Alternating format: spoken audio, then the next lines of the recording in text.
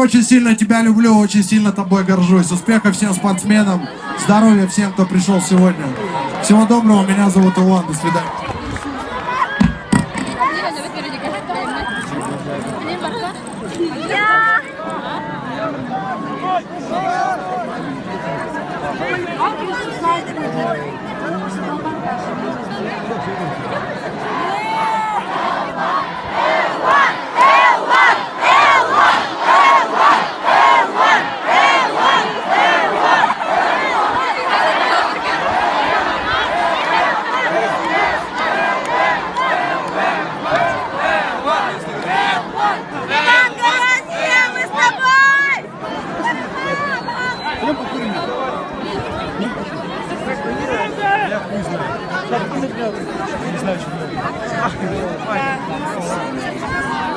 Серьезно уходим, да?